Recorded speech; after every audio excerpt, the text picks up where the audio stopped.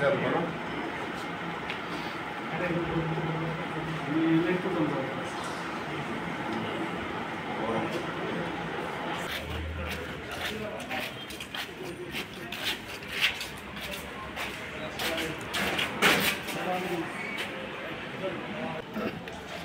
প্রতিনিয়তই আমাদের সকালবেলায় বিএসএফ পুলিশদের নিয়ে রুট চেকিং চলে।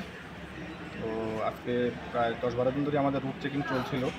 তো 10-12 দিন পরে আজকে আমরা একটা সফলতা পেয়েছি।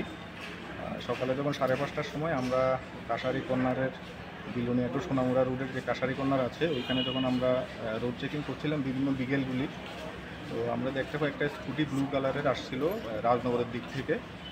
তো সাথে সাথে আমরা তাকে দাঁড় করিয়ে চেক করি যে 3টা বস্তা ছিল, বস্তার মধ্যে কী আছে সেটা আমরা চেক করি। তখন সে বস্তাগুলি খুলতে অনীহা প্রকাশ করে, তখন আমরা তাকে একটু প্রেশার ক্রিয়েট করি এগুলি খোলার জন্য। তো যখন বস্তাগুলি খুলেছিল আমরা দেখতে পাই এখানের মধ্যে 2টা বস্তার মধ্যে 2টা মনিটর লিজার এবং 8টা বস্তার মধ্যে 8টা মনিটর লিজার সে নিয়ে যাচ্ছিল। পরবর্তী সময়ে এই যে কাজ এই কাজের পরিপ্রেক্ষিতে কোনো ডকুমেন্টস আছে কিনা, লিগেল ডকুমেন্টস আমরা তার কাছে যাচাই করি, কিন্তু কোনো ধরনের লিগেল ডকুমেন্টস সে আমাদের দেখাতে পারেনি। তখন আমরা অন দ্য স্পট এগুলি আমরা সিজ করি। সিজ করার পর তাকে আমরা প্রথমে ডিটেইন করি, তারপরে আমাদের অফিসিয়ালি যে প্রসেস আছে সবগুলো মেনটেন করে অফিসে নিয়ে গিয়ে তার সাথে জিজ্ঞাসাবাদ করি। জিজ্ঞাসাবাদে সেখানেও কোনো ধরনের লিগেল ডকুমেন্টস আমাদের সাবমিট করতে পারেনি। তখন আমরা তাকে অ্যারেস্ট করি। অ্যারেস্ট করার পর আমাদের অফিসিয়ালি যে সমস্ত প্রসেসগুলি আছে সেগুলি সম্পন্ন করে তাকে আজকে বিলোনিয়া কোর্টে আমরা সাপোর্ট করেছি।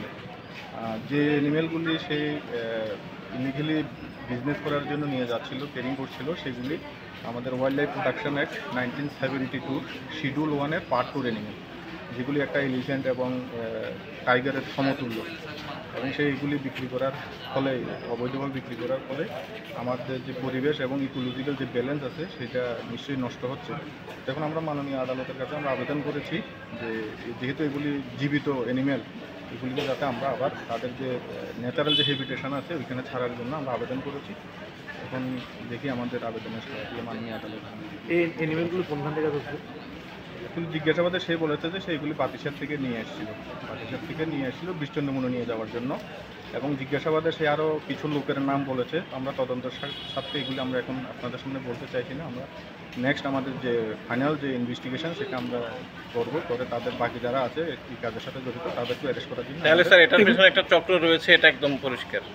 এমনই আমাদেরও হচ্ছে যে এমনই হয়তো একটা চক্র থাকতে পারে। আমরা চেষ্টা করছি কারা কারা জড়িত আছে সবকে ধরা হবে এবং পরবর্তী সময় আপনাদেরকে জানিয়ে দেওয়া হবে।